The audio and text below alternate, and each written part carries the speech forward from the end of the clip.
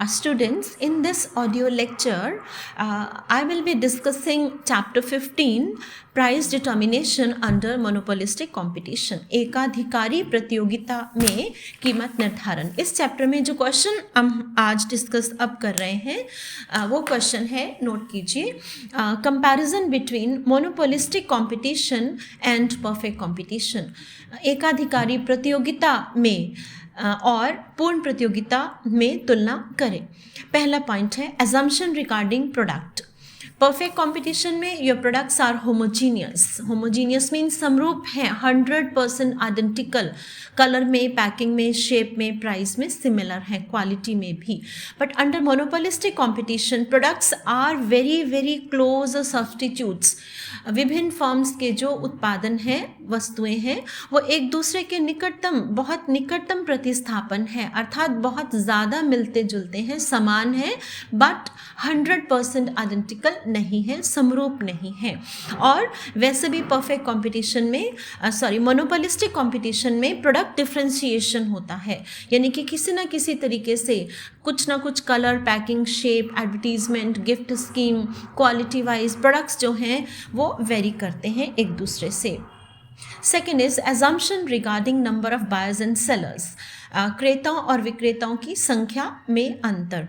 Perfect competition में the number of sellers and buyers are infinitely large. क्रेताओं और विक्रेताओं की संख्या अनंत है. लेकिन मोनोपोलिस्टिक कंपटीशन में there is large number of buyers and sellers, काफ़ी अधिक मात्रा में रहते हैं. परफेक्ट कंपटीशन में ग्रुप ऑफ सेलर्स को हम इंडस्ट्री कहते हैं, और मोनोपोलिस्टिक कंपटीशन में जो ग्रुप ऑफ सेलर्स है वो ग्रुप ही कहलाता है, यानी कि उद्योग शब्द जो है वो केवल पूर्ण प्रतियोगिता में ही होगा. उन फर्मों का समूह है उद्योग जो समरूप वस्तुओं का उत्पादन करती हैं. और मोनोपोलिस्टिक कंपटीशन में क्योंकि गुड्स उनकी सिमिलर नहीं है, होमोजीनियस नहीं है, इसलिए जो फर्म्स का ग्रुप है उन्हें समूह ही कहते हैं, ग्रुप ही कहते हैं. Third is assumption regarding degree of knowledge. ज्ञान से संबंधित मान्यता.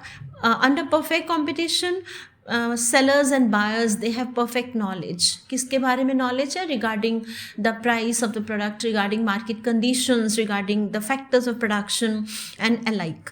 लेकिन monopolistic competition में जैसा कि real world में है, buyers and sellers are not fully aware of the market conditions, क्योंकि market imperfect होती है, उसमें बहुत ज़्यादा obstacles, restrictions रहती हैं, इसलिए sellers को भी नहीं मालूम और buyers को भी नहीं मालूम कि कौन सा प्रोडक्ट या कौन सा फैक्टर किस प्राइस पर अवेलेबल है. Number 4 is assumptions regarding shape of demand curve. मांग वक्र से संबंधित मान्यता.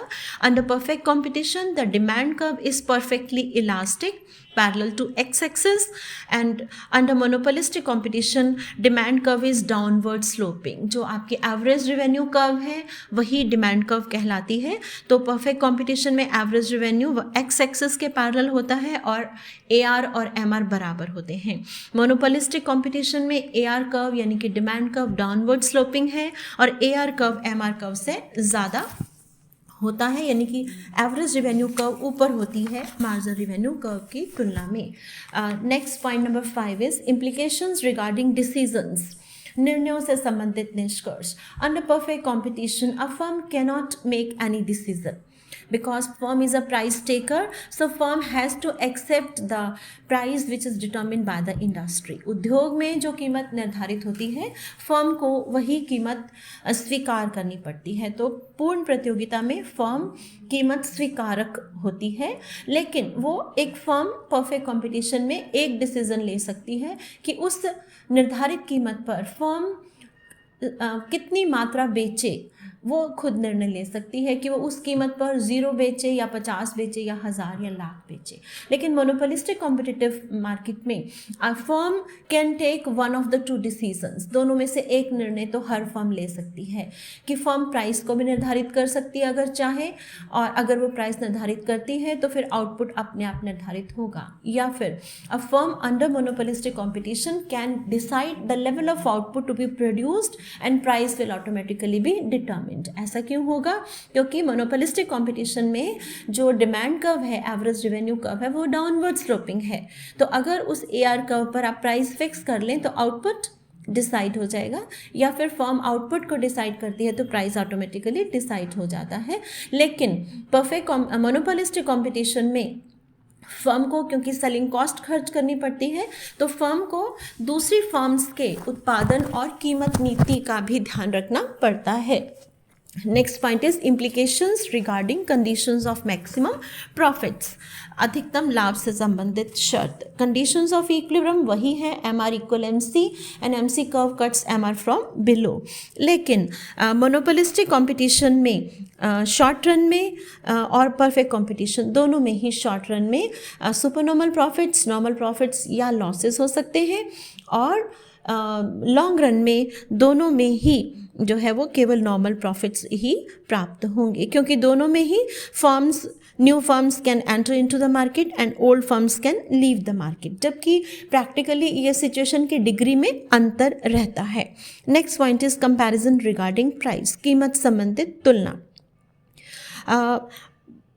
परफेक्ट कंपटीशन में लॉन्ग रन की अगर हम बात करें तो परफेक्ट कंपटीशन में प्राइस जो है वो AR कर्व आपकी पैरेलल टू एक्स एक्सिस है, हॉरिजॉन्टल AR कर्व है, और अब अगर डायग्राम आपको याद है तो आप देखेंगे कि परफेक्ट कंपटीशन में जो आउटपुट है वो मिनिमम एवरेज कॉस्ट पर होगा, इसलिए प्राइस भी मिनिमम होता है। यानी कि परफेक्ट कंपटीशन में output is maximum and price is minimum. Why? क्योंकि जो पॉइंट ऑफ इक्विलिब्रियम है वो मिनिमम एवरेज कॉस्ट पर होता है लॉन्ग रन में।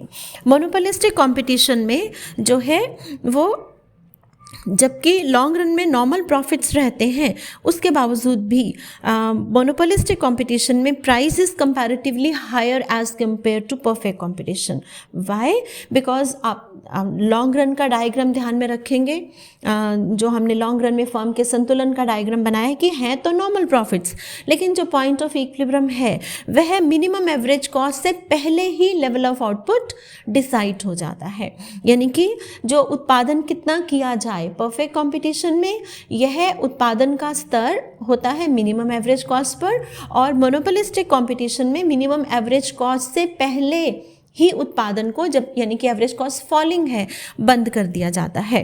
तो इसलिए level of output monopolistic competition में कम रहता है और प्राइस जो है वो हायर रहता है। इन अदर वर्ड्स, जो प्राइस है आपका वो मार्जिनल कॉस्ट के बराबर होगा, यानी कि एवरेज रिवेन्यू जो है वो मार्जिनल कॉस्ट के बराबर होगी परफेक्ट कंपटीशन में, लेकिन मोनोपोलिस्टिक कंपटीशन में प्राइस मार्जिनल कॉस्ट से हायर होगा। व्हाई? क्योंकि एवरेज रिवेन्यू जो है वो मार्जिनल रिवेन्यू से ज़्यादा है, और संतुलन के बिंदु पर MR और MC बराबर हैं। ठीक है, इसलिए AR क्योंकि MR से ज़्यादा है तो AR MC से भी ज़्यादा ही होगा। Point number 8 is comparison regarding output. ये मैंने आपको पिछले डायग्राम में ही क्लियर कर दिया कि कंडीशन ऑफ इक्विलिब्रियम तो वही होंगे MR इक्वल MC, लेकिन at the point of equilibrium output level perfect competition में हायर रहता है, मोर आउटपुट है, और मोनोपोलिस्टिक कंपटीशन में लेस आउटपुट है, क्योंकि प्राइस जो है वो minimum average cost per decide होता है परफेक्ट कंपटीशन में, और मोनोपोलिस्टिक में जब एवरेज कॉस्ट अभी फॉलिंग है, मिनिमम नहीं हुई है कब, उससे पहले ही प्राइस और आउटपुट डिसाइड हो जाता है। So under perfect competition price is equal to marginal cost, while under monopolistic competition price is more than marginal cost. And last point is comparison regarding profits, लाभ से संबंधित तुलना। अल्पकाल में तो मोनोपोलिस्टिक और परफेक्ट कंपटीशन दोनों में ही 3 सिचुएशंस हैं regarding profits.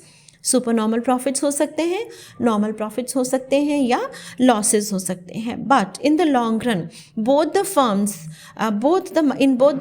in both the markets they enjoy only normal profits. जो पूर्ण प्रतियोगिता है उसमें लॉन्ग रन में केवल नॉर्मल प्रॉफिट्स होंगे, और मोनोपोलिस्टिक कंपटीशन में भी ऐसा ही होगा, लेकिन ऐसा पॉसिबिलिटी है कि जो ज़्यादा एफिशिएंट फर्म्स हैं वो कुछ थोड़े से ज़्यादा प्रॉफिट्स को अर्न कर सकती हैं, लेकिन फॉर लॉन्ग रन में अधिकतर फर्मों के लिए, यानी कि सभी फर्मों के लिए केवल नॉर्मल प्रॉफिट्स ही प्राप्त होंगे। तो इस प्रकार आप ये क्वेश्चन कंप्लीट कर सकते हैं कि मोनोपोलिस्टिक और परफेक्ट कंपटीशन में कुछ सिमिलैरिटीज़ हैं और कुछ डिससिमिलैरिटीज़।